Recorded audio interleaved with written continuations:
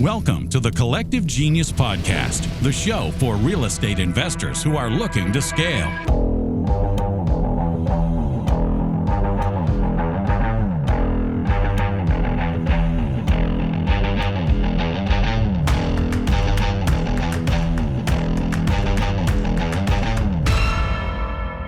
Welcome into the Collective Genius Podcast. Another week, another great guest, another great member here at the Collective Genius. This is the podcast for real estate investors looking to grow and scale their business.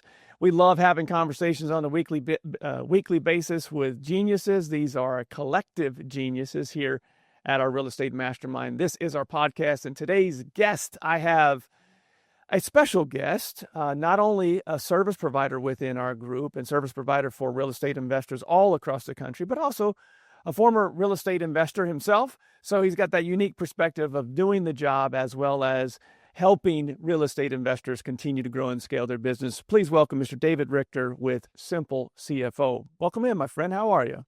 Yeah, thanks for having me, Leon. I'm excited to be here today.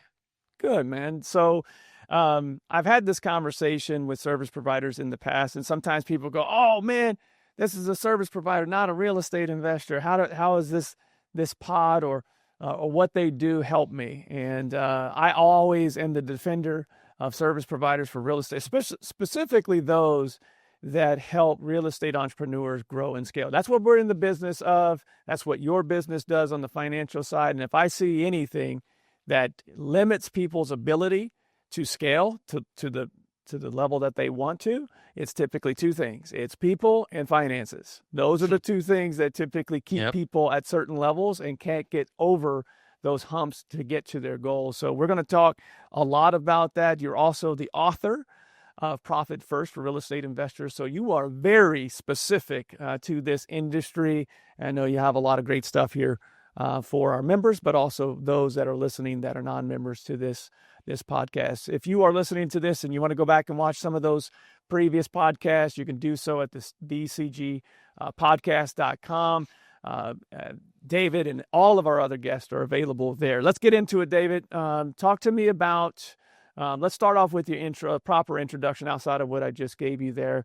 Tell me what it is that you do and who you do it for. Sure.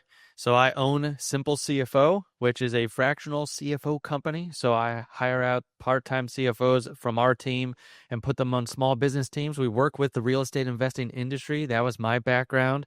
Saw a lot of people making money but feeling broke. So we want to help you get over that hump and keeping the cash that you're out there working hard to make. So we have that. We have bookkeeping as well too inside of Simple CFO, but we're helping the real estate industry. If you're going to go out there and make the money, I want to make sure you have a good system, process to keep the money as well too. So that's what we're doing.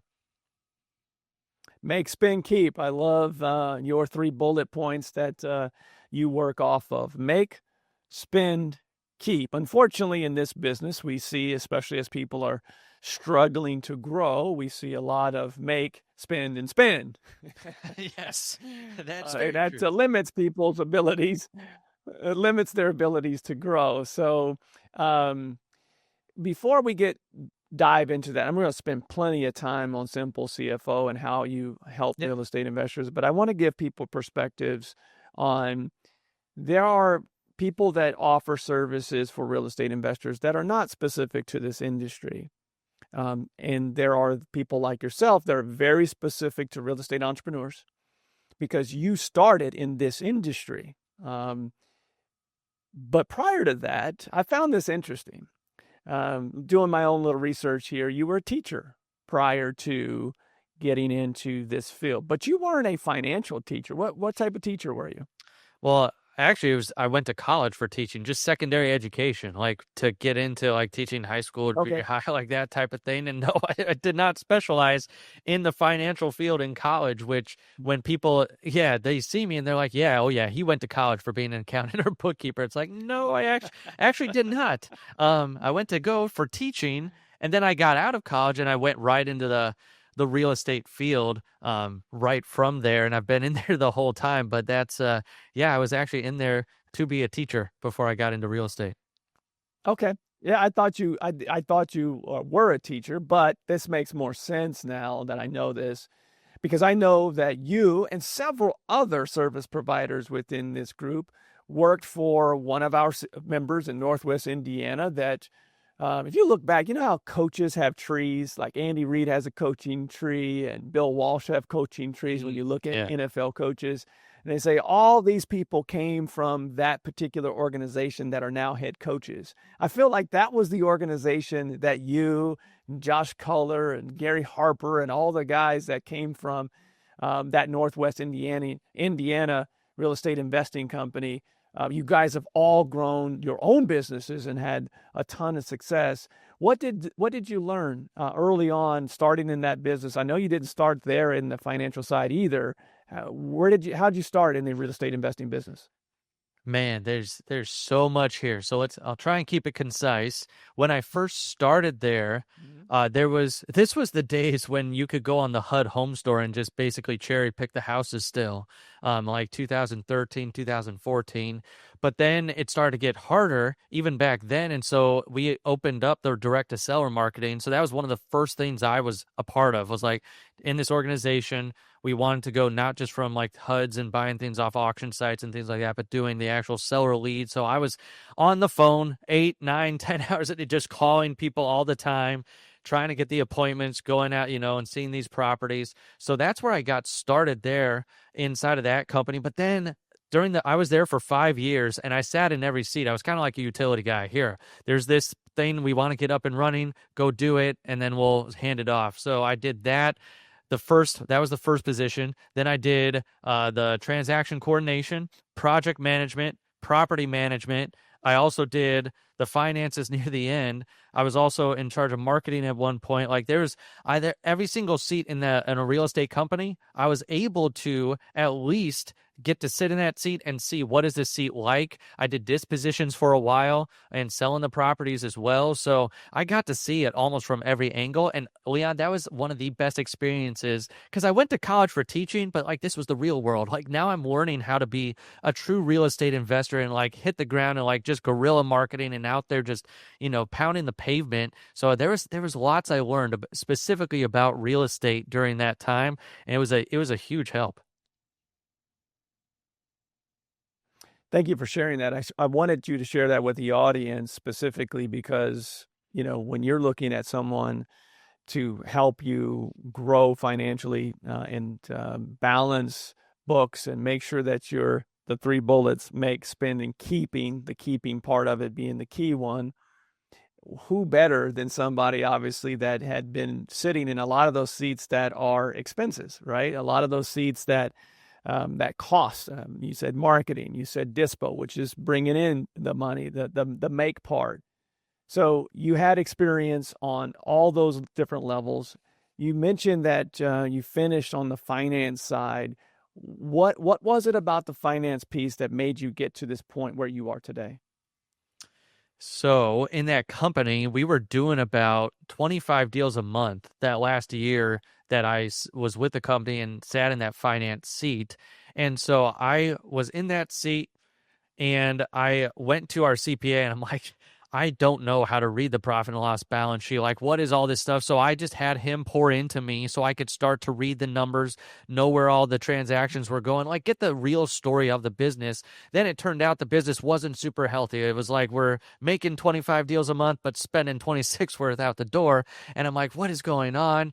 And that's when I got my eyes open to like, okay, it doesn't matter the deal volume we do. It matters where the money's going.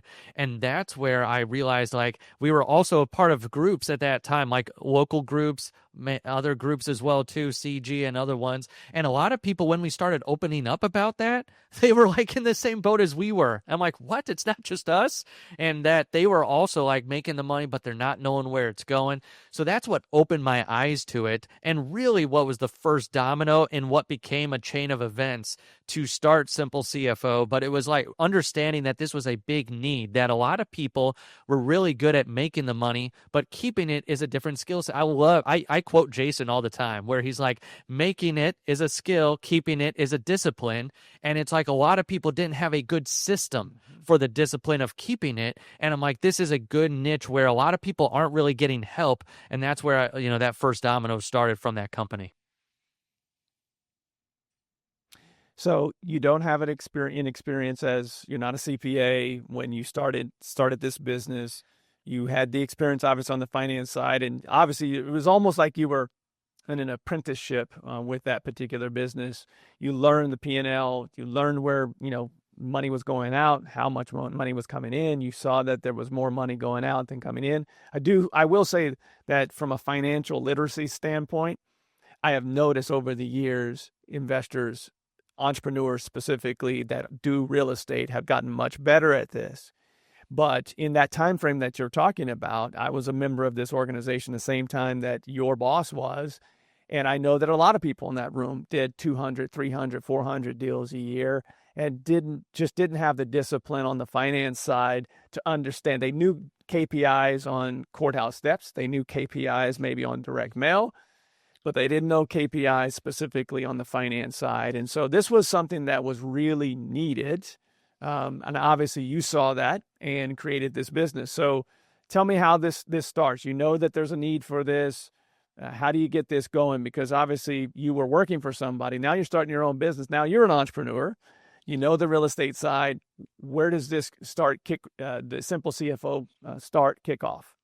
Yeah, so that's where I have to always thank that first team, because there was a lot that I learned there of just running a small business, and that really opened my eyes. So I'm very grateful for all the people that poured into me there. Like the owner of that company, Gary, was a part of that company, Gary Harper, and other people as well too. Like you said, Josh Culler. But this is where I moved across the country 5 years after I was working with that company, on the 5th year. And then on the 6th year, moved to Richmond, Virginia to work with another investor. His name is Rich Lennon. I love him to death. He's one of my best friends in the world now. He wanted some help. And so we partnered up and I started working with him, and it was the same thing. Only he was doing about 1 deal a month. And I'm like, oh my gosh, it's this is everywhere. And it doesn't matter how many deals you're doing. It's just, again, I'm seeing this, but his big issue was he just didn't have clarity. He had a bookkeeper that wasn't real estate specific. They were putting things every which where, there was no clarity into the actual story of his business. So after a couple months massaging the books and getting them actually in order, he figured with his rental portfolio, he was under leveraged. He had poured a lot of his own money into them and was 35% loan to value. And he's like, I could pull some of this money out. And so he did. He pulled some of that money out. And this was right before COVID happened. So he's sitting on all this cash. And then he calls me up and says, this has been life changing to have clarity. I know my numbers now. I can now change how much I'm making, spending, and keeping because I know where everything's going. And I just lined my pockets with the cash and able to go out there and do the deals I want to do. And then when he said that to me, this has been life-changing, I'm like, I want to give that feeling to other investors, where if you have the deal flow and if you're making that money, it's as simple as gaining clarity and having simple systems in place to keep more of the cash. That's where Simple CFO was born. Then I don't know if you know this, Leon, but Gary Harper called me when I was starting Simple CFO because he's been a mentor of mine forever, and he said, you should read the book Profit First. So he's the one that introduced me to the book Profit First, which I read in one evening, took 10 pages of notes and said, boom, this is the system for cash management that I want inside of Simple CFO. So that's how I got Simple CFO up and running, and even got introduced to the Profit First system from Gary Harper right at the beginning. You said that he had clarity, the investor that you went to work for in Virginia. What were the basic steps? It's Simple CFO for a reason, right? What were the simple basic steps that gave him that clarity, if you don't mind sharing? Oh, yeah, for sure. So first of all was getting him a team that knew real estate investing on the book side, because even though all the transactions were in his software, they just weren't in the right place because they didn't know where to put it. So first it was a cleanup job. We got to clean this up. Honestly, he was a fix and flipper. I'm like, we got to rehab the books. Simple number one step is we got to put the stuff where it needs to go so you can actually get where you want to be and have that clarity. So the second thing we did was actually analyze the numbers from there. And what I like to analyze to make it super simple for entrepreneurs is make, spend, and keep. How much came in, how much is going out, and how much are you able to put into your pocket or have after everything's said and done. So once he figured out those numbers, that gave him the clarity to be okay, I know how much is coming in. I know how much is going out. This is where we kind of set up, even before I knew Profit First, like he had never paid himself before. He had some extra bank account set up. I'm like, you need to start paying yourself from one of these accounts, because like this is one of the things you've told me that you wish you would have from the business, is being able to pay yourself. So that's another one, is having a system to be able to pay himself was another big simple step that we took in that direction as well too. And then analyze it. He had a rental portfolio. So I was like, let's look at this to be like, if any of your money's tied up here, now that we have clarity from the books and the numbers, being able to actually analyze the portfolio to see if any of your money's tied up here. But that one first domino, it's usually, do you have numbers you can actually read? Can you open them up? And instead of it being War and Peace or a blank slate because there's nothing there, can you read your numbers like a simple children's book to be able to say, I know exactly my expenses, I know exactly my net profit, I know my assets and liabilities, I know the equity in the company, and I know my cash positions. Like the simple things that unless you don't have, if you don't have clarity, it's not simple. If you do have clarity in those areas, it's very easy to get those numbers from the different statements. And that's where we had to start with Rich. Today, when working with real estate investors that they come to you, obviously most need cleanup, right? We know that when people are typically scaling and growing, that everything, starts to fly off the rails a little bit, right? And so you've got to make sure that those things are cleaned up, especially for fix and flippers. Construction costs, carrying costs. There's so much more to those transactions. The people that come to you now, once you've cleaned things up, where do you see the biggest fix? You mentioned knowing how much is going out and having clarity, but what is the issue specifically that's not allowing them to have that?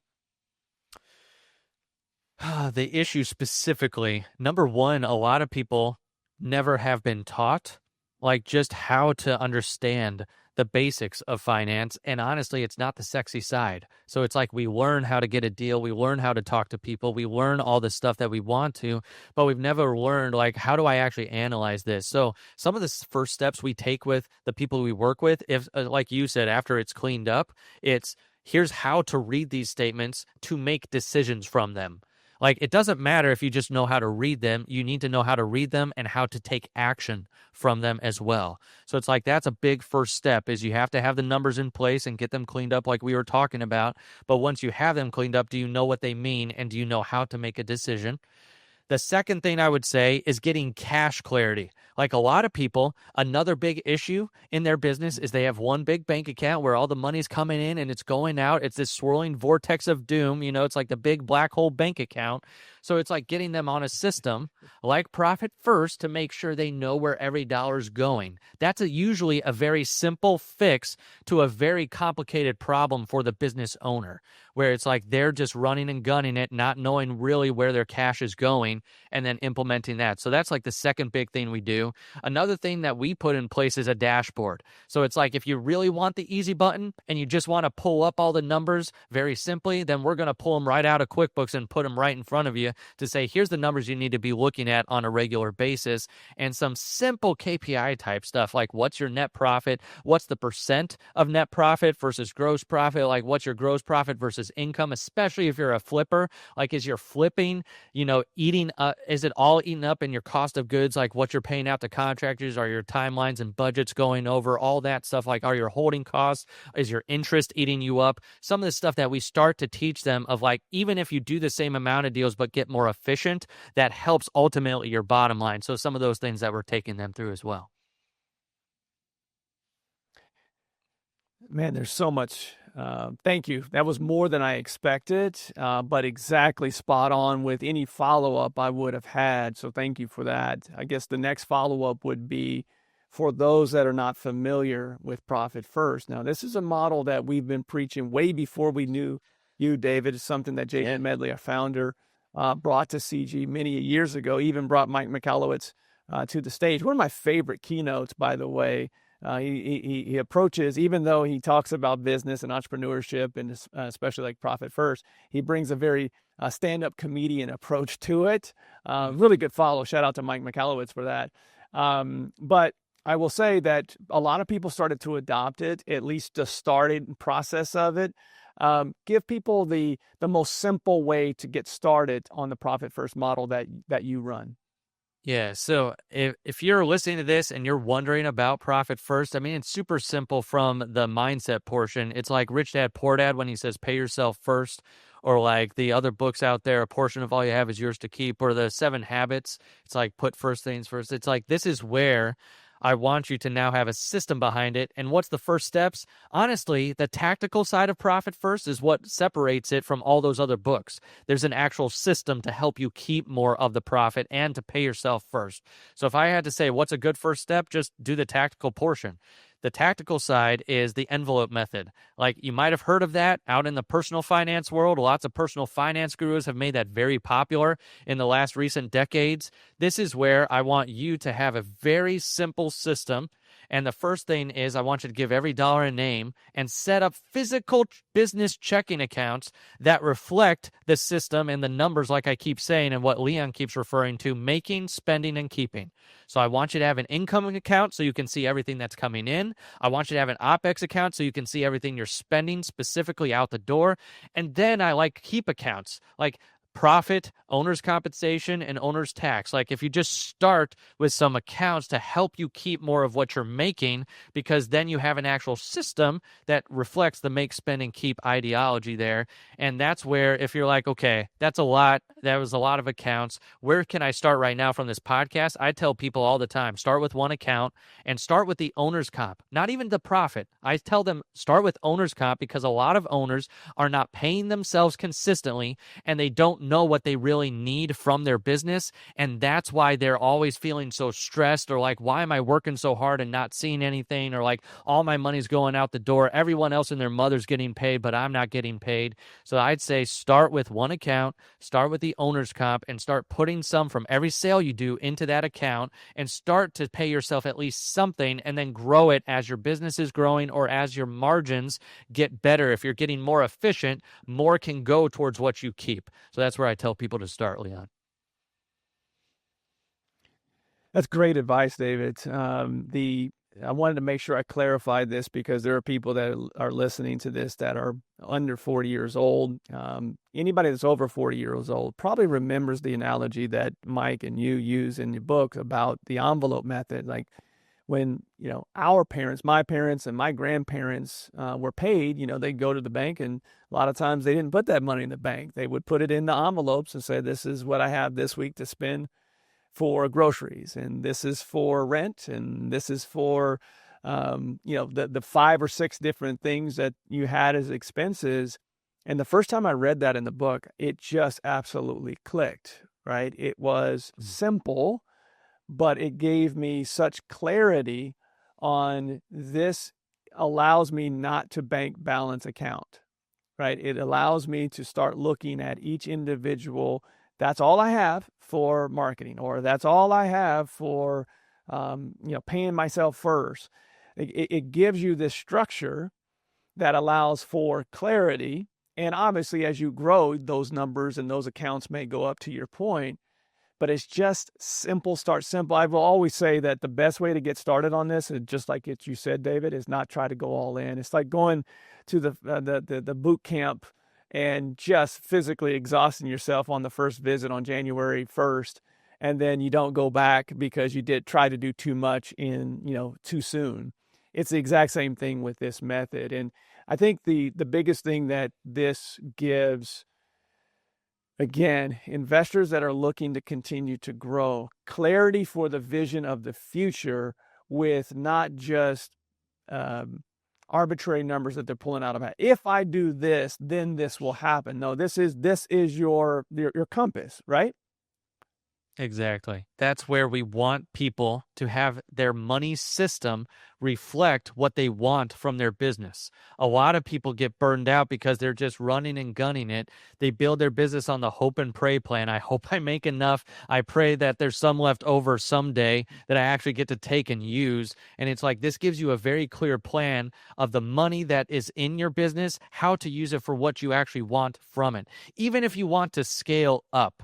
There's another great book by Mike Mike Michalowicz out there called Fix This Next, where he tells about the business hierarchy of needs, like it's sales, profit, and order. And a lot of people have the sales part down. They can make the money, but they go from sales to order and they just invest right away into the systems, the scaling, the processes, the people. And it's like they're missing that crucial step of profit, making sure that your business is healthy. And that's where if you do that in reverse, you will have a pyramid that crumbles. And it's like, I want you to make sure to have that profit step and making sure that that profit is actually pointed towards what you want. If you want to do 25 deals a month, great. But I want you to make 25 deals a month, but not be spending 26 worth. I want you spending a whole lot less than what you're bringing in and have a business that actually serves you versus just doing more and more, especially if you think more is going to get you out of the problems.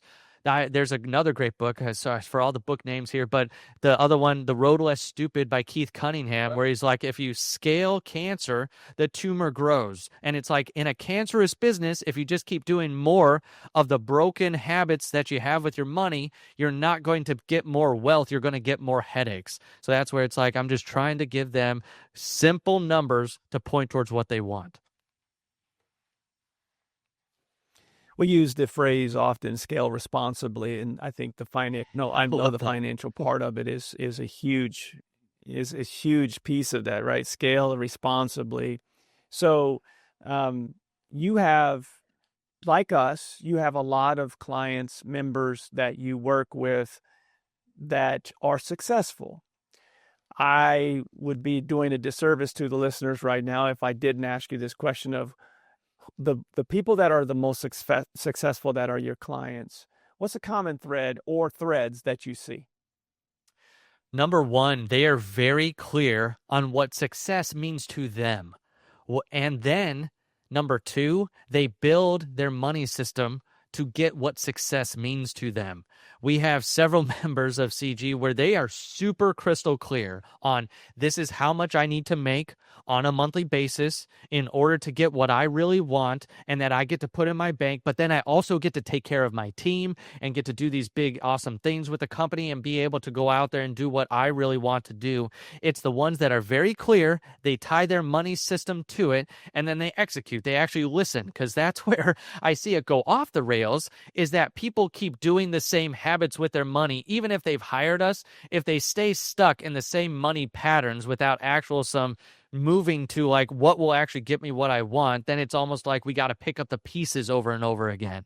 And this is where the people that are successful, I would say, number one, they're very clear on what they want. And then number two, they point the money systems towards getting what that success actually means. Because Leon, we work with lots of people at lots of different stages, and we have people doing like 3, 4, 5 deals a year, and they feel successful in their business. Maybe they have a small portfolio as well too. But then we have people like Joe Terrio, who's doing like a frick ton of deals every month and like netting $1 million a month. And it's like, he also feels successful because he's got a great business as well too. And it's like, it just depends on not just the size of their business, but are they really honed into what success means to them and then backing it up with a system that the cash points to. I mean, goodness, I don't think I could, there's no follow-up to that. It's just do those things and you'll be successful. I do have one question that comes from that. Specifically, you said the word net. How often are you retraining people that come to you or clients to focus on net? Because I will say this is a very vanity business. I do this many deals or I do this much revenue on an annual basis. Well, if you're doing $3 million, but you're only taking home $100,000 net, what would you rather be? You'd rather be the smaller $1 million business that's bringing home $500,000, right? And with less staff and less overhead. Do you find yourself helping people make that switch? Because I know that that's a conversation I'm having more and more and more here over the last few years. Yes, we see that all the time, that a lot of people have to make the mental switch from just scaling at all costs and like going out there and just like, okay, revenue is that vanity number. And just because you're doing, it's like the Rich Dad Poor Dad game, right? Cash Flow 101. It's a lot of us as real estate investors get stuck in that rat race in the middle. If you've never played it, that little wheel in the middle, you're trying to land on green spaces that say big or small deals. And then Robert Kiyosaki's got the fun track, which is like the equivalent of financial freedom on the outside of that rat race. And you're supposed to build your passive income to be greater than your expenses. And you move to the financial fun track. And a lot of us think that those vanity metrics are what move us from the rat race to the fun track of if I just do more deals or if I just have a bigger portfolio, I'll attain financial freedom. And we have to retrain people to say, no, you can actually attain financial freedom a whole lot sooner than you thought you could because you're doing these deals already. You already maybe have a portfolio and what can you squeeze out of it right now that you're not already doing? Where's the efficiencies? Where can we make sure that you actually have a net profit and not just a large portfolio, but one that you're beating yourself up over all the time? You're beating your head against a brick wall saying, I have all these rentals. And someone said that if I bought, 50 rentals or had 70 doors or whatever, then I'd be out of the rat race. And this is where we have to tell people it doesn't matter the size. It matters what you do with the cash. That's what dictates true financial freedom. Financial freedom does not matter the number of deals you do. It matters the number of deals you do that you actually manage the dollars. And this is where we're having to retrain a lot of people. And honestly, Leon, a lot of people haven't even learned the first steps. They don't know the first steps to take. And so we're just training them. This is the financial basics. So that way you have a better chance as a business owner to actually keep what you're making no matter what you're doing. Is there a simple formula for that individual that wants to so badly, they've got this big active income, whether they're wholesaling, fixing and flipping, they just can't wait because they've been told that doors is passive income, and that's the way that they get to, and for those listening and not watching, I just put the air quotes up in the air. They are told that is passive income, and that's the key to building wealth. The formula, obviously, you need active income to create that. Is there a basic, when people come to you, especially those people that are maybe only 3 to 5 years in the business and really haven't grown a rental portfolio, do you have a simple formula for them to say, hey guys, once we get to this number, now we can start cherry picking and holding as long as we have this much active income to fuel the fire of the passive? Usually we base that formula off what they need from the business. So if you have an active business right now, how many deals do you need to do in order to pay yourself what you need on a consistent basis? Because once we have that, if we at least have that consistently, we can start working on our want number. What do we want from the business? Do you now want to take more from the business and then start buying rentals in a portfolio? Do you want to do different types of deals now? Do you actually want to just take more home and stay small and maybe not scale up, and now you just have more that you're actually bringing in to your pocket, and being able to do other things that you might not have been able to do in the past? A lot of our clients, we work on what do you need from the business first. So it's once that number is hit, then we can work on these other things outside that you want to do. If that's whether, like I said, a portfolio or starting another company tangential to real estate. Leon, how many people have you talked to where they're always wanting to start another business, whether it's in the real estate arena or outside the real estate arena? And it's we can get there, but let's make sure you're covered first. So our formula is do you have what you need? And if you can get that on consistent basis, and we tell people we want you to have if you set up an owner's comp account, I want you to have 2 to 4 months of your owner's comp set aside in that account before we start doing some of the want stuff. So that's another formula we're using as well internally is, do you have a little bit of buffer for yourself? So even if you didn't do a deal, you could pay yourself for at least a quarter and then go from there to be okay, what else can we be investing this money into? Love that. If you are considering to, start building that rental portfolio, whether that's through singles, doubles, triples, quadruples, using baseball analogies here, or even your home runs with, multifamily and self-storage, I encourage you to get with someone like David. Make sure that you have a plan. Unfortunately, I've seen in the last 5 years especially, I've seen a lot of people make that jump from, making millions, very active income, to going, what, I'm tired of this rat race and I'm going to go all in on syndication or other things. And it's just, Some it has worked out for, but that's few and far between. When you have a successful business, there's levels to this. There takes time, and more importantly, it takes a plan. Financial clarity obviously is the first place to start, and obviously once you have financial clarity, getting the right people on your team to help you again scale, but more importantly, scale responsibly. David, what are you most excited about right now within your business or just in the industry as a whole? I think right now, because I was just talking with Sharon Lecter yesterday, and we're both we share a lot of similarities, and she said, and I agree with her, that this is one of the best times right now to be in real estate. This is probably one of the best times because there's always the opportunities when other people are either jumping ship or they don't know what to do. The real businesses bolt down, they double down on the things that are working, and they get lean. This almost makes the people that are already lean, like, make sure that they have a lean machine right now. So I'm excited for a lot of the businesses, especially that I'm going to see, at CG, and the people that are still here and that are still fighting strong, because it makes us better. So I'm super excited about that. And then honestly, like, for our business, like, I'm excited about where we are and helping people, and like being that voice of reason to help them during some difficult times they might be going through. It's like, as long as we know the next step, do you know the next step to take with your business? Whether that is putting more into this marketing channel or cutting this other one off, or like, hey, can we put some money over here because that'll give us a better return? Whatever it might be, just being able to walk through and a little bit deeper with people right now, because right now we're able to go deeper with them because a lot of people are asking for that help. So I'm just excited because I think there's a lot of opportunities for real estate investors, the ones that build real businesses right now that have a solid foundation, have that cash, have good systems in place, and that they'll be able to not only come through this, but like they will also be able to help others on the other side of this as well too. No, this is what I did to get through it. Here, let me help you through the next one as well.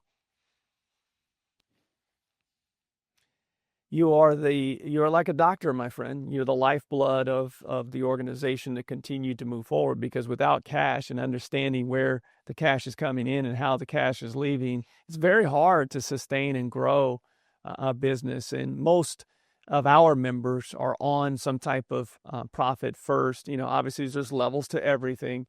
But when I start to see the difference, David, and this is for the audience as well. I really start to see about the 3-year mark is where someone starts to get to a point, if they're growing year over year, it was where they start to understand that they need to know their P&L like the back of their hand in order for them to continue to advance, especially in a market like today, where 2020 they were making so much money. In 2021 it would cover up a lot of mistakes.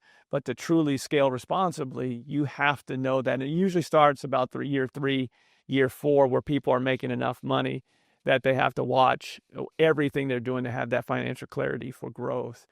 You are an author, you're obviously a business owner, and you're a podcast host. Tell me more about the podcast and tell the listeners more.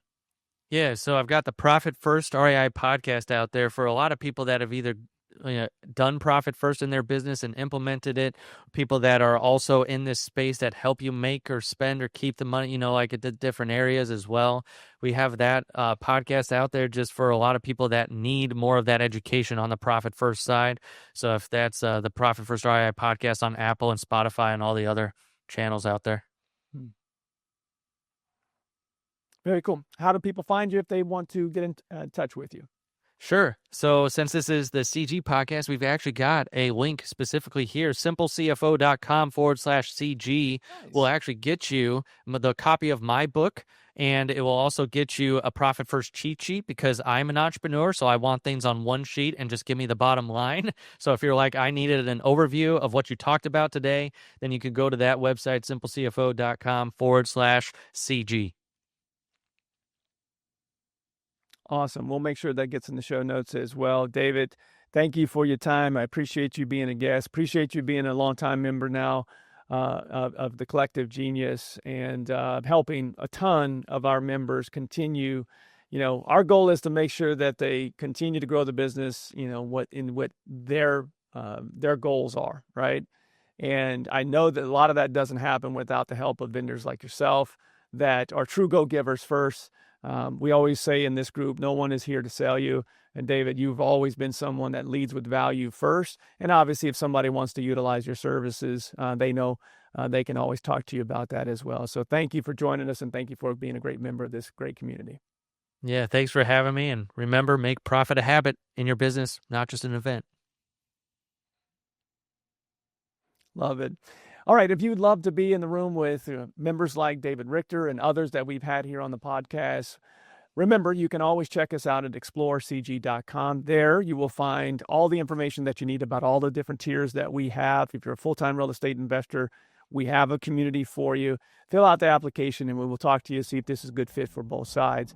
explorecg.com. That is it for this week. We will see you next week on the Collective Genius Podcast. New episodes every week. To learn more, visit explorecg.com, where real estate investors come to scale.